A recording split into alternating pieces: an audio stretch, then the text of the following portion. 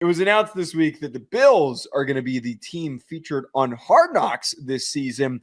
This is a push in a completely different direction because we're used to seeing very crappy teams. The NFL changed the rules for eligibility for the team that is allowed to be featured during training camp. So now we have an actual team that's got fun storylines that has Super Bowl implications on the line. I've got a little bit of research I dug into to kind of discuss the curse that comes with being on Hard Knocks. But before we get to that, your thoughts on the Bills taking over here? Boring. The Bills are boring.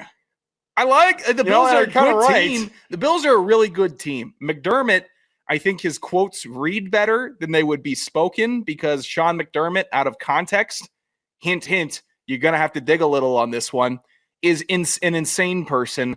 But we're not going to go relaying the things that he said in locker rooms. I don't think that's going to be the Sean McDermott that we get. Josh Allen, big fun goofball, but we're watching big fun goofball, all of Hard Knocks. Well, as long as we get a little Haley Steinfeld, just like a couple of shots of her, I think we're fine. You know what? I don't think she's going to be appearing in the show unless you think that she's going to be hiding from the camera. The Bills are just a good team with great depth, and they don't have like any.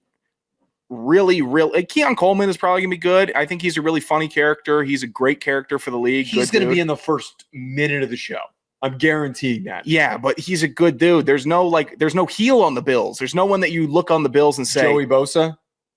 Oh, well, some people have a problem with Bosa. Some people, I forgot Bosa might be getting some screen time. First episode, and I think this is playing to your point. There's no tension that comes with the Bills because they've made the playoffs, I think, 6 of every single season in the last 6 years is what I read. There's no personalities that haven't really been uncovered because they're featured so much. Yeah. There's so many clips of Josh Allen being a goofball. Everybody's the lovable big goober of the NFL that also happens to be built like a horse, incredibly fast, and a cannon for an arm. We'll know so much about him. Keon Coleman, we've seen and heard from him. The camera crew is going to follow him around. I bet he's going to be sick of that by the end of it, and he's not going to be as funny or interesting. And then we're going to, we're going to get in the first episode, we're going to get Ed Oliver on a horse. Love that. Get Ed Oliver on a horse. How many times have we seen Ed Oliver on a horse? I'll take that every time. I love Ed Oliver on a horse. I think it's going to be way more, how do we finally get to the Super Bowl, everybody? It's going to be the big dun-dun music, and it's going to be rising, and we got to get past the Chiefs, and everyone's fired up. This is the year. Good luck. We know how it goes in January. It's just up to you and the devil. And the devil keeps on winning against you, Buffalo. Sorry, you're too nice. You're too nice to be on Hard Knocks. The thing that we're missing with Hard Knocks that has always been one of the most underrated aspects is idiot coaches. So we always had these bad teams based on what the last eligibility was, that typically they were on their last legs. There were a lot of times that we can think of where coaches were fired immediately after. Matt Eberflus is the most recent example. Yeah. There is tension involved with that. And you know what we got to see the entire time? Oh my God, this guy is a moron.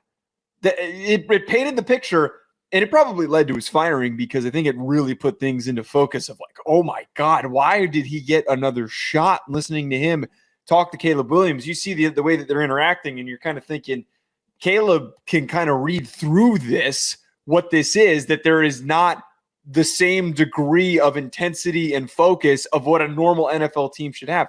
That is what made it entertaining. You're kind of laughing along thinking, I wonder if these group of morons are going to get this team to the playoffs. Shocker, they don't. Instead, we have McDermott, who could say something wrong, but he's probably going to be censoring himself 100%, and they don't usually show those things in the show. I think a good example of depicting this is when Gruden and the Raiders were featured. Mayock and Gruden were TV guys. They're also really smart. That was one of the most boring seasons that I can remember, despite it being the most chaotic circumstance with Antonio Brown. We didn't get to see any of it. Crazy year. That's an example, though, of like when we have smart coaches that know how to censor everything, it's not interesting. It's not. I'd take the Browns Hard Knocks with that quarterback room. David Flacco-Berry. How about a clown show Colts? Would have been fun. That would be stellar. I'd take a Chargers just for Harbaugh. Cardinals with Jonathan Gannon with that or Jaguars would have been hilarious. I would have hate watched the Jaguars every oh my minute. God, the Jaguars would have been perfect. Better options, and the Bills are like they're a great sweetheart team. They're some people hate the Bills. I don't get it.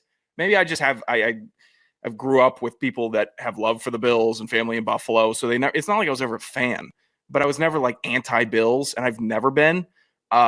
Some people that hate the Bills confuse me. They're just like a sweetheart team. People like them. They're fun. They've got good uniforms.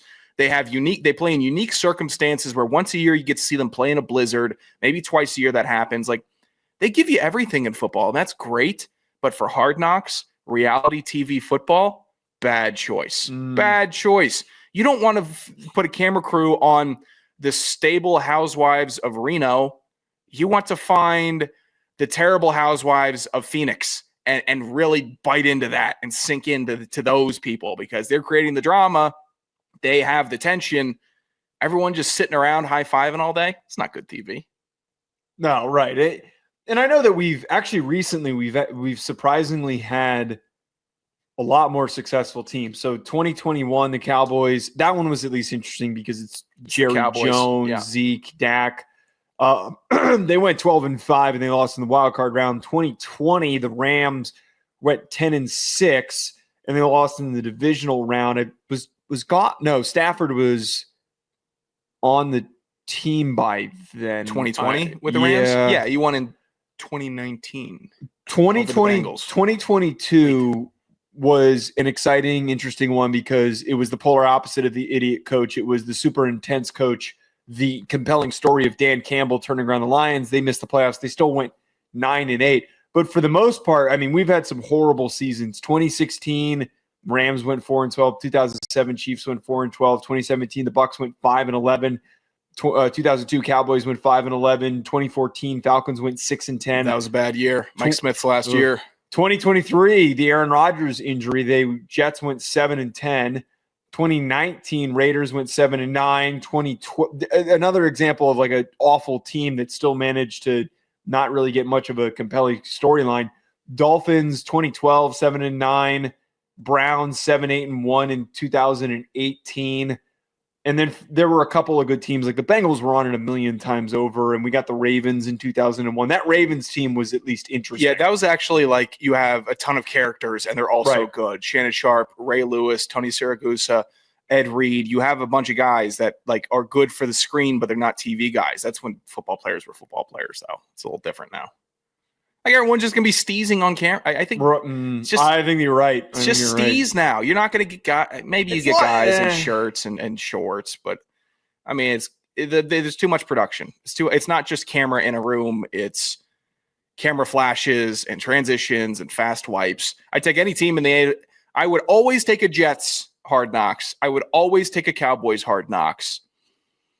I'm trying to think. I might always take a Steelers Hard Knocks or a Browns. Like those teams are they always have something cooking. They always have something entertaining. The Giants, I entertain, but there's so much of a calamity that I'd actually start like feeling bad, even though they give us so much content. It's just how long are you going to watch a sick cat be sick, right? You can't really. All right, calm yourself down. Calm yourself down. You pointed out my team. They had a shit year for 2014. Falcons aren't interesting. I don't know. Nobody wants to watch the Falcons. No, Bijan's too likable. Penix is super likable. Pitts is boring. London is like there's no one controversial. Yeah, there's no one. Defense sucks. Cowboys this year would have been a nut show. Pickens, CD. Oh my God. Yeah. Schottenheimer would have tried to be so hardo. Dude, he would have tried to be like, he would have been so hardo and then tried to be, hey, I try to connect with the players. None of you guys can hoop. None of you like the O'Connell stuff. Right. Ew. Oh my God. He would have been the king of that. We would have been so blessed if they had allowed for the Cowboys to do it. This was the year to do it. Not 2020, not during that crap where we watched Jerry Jones dump salt on a hamburger. Schloppenheimer and this cast of goofballs with George Pickens featured every single episode. That's the funniest part, the best part about watching it. Anyone who's played football, we both played in college. We know what the fights are like in practice. Yeah. Not fun for the team, but it's fun to watch from a distance. How was that? Was that fun for you? Yeah, it was really fun for me. I bet it was. Thanks for stepping in and helping me out in all those. Whose side do I pick? Whose side am I supposed to pick with the full Why field would you fight? take my side? You know what would have happened to me if I sprinted onto the field during a fight? I've seen special teams fight. You guys were just forced to run laps afterwards. Our fight, we got back to practice. I could have used you in a couple of them. I don't know. Just get down there, start biting ankles. Help me out. With a helmet on? Pop the helmet off. It's just dumb. It's just dumb. I was getting black eyes from thumbs just jammed in my eye. And I'm sitting here. Where are my friends? Oh, there's Joe. Overhand snap drill. Overhand snap drill. I can't pick a side. Oh, is Joe going to help me? I got more defensive guys next to me during. Joe's on his phone. No, I would have been. I'm not on my phone during practice. Joe, are you in a call? Fuck you. Are you on a call? I'm getting my head crushed in right now. I've got defensive linemen kicking my legs. Put the coffee down, DeLeone. Screw you. Coaster used to go out to practice with cups of coffee. Don't act like that. Did he really? I think there was one time that he did, and Donnie threw a fit. Donnie should have just thrown the cup of coffee at him. Said, "You know what? I don't care, dude. You can't do that."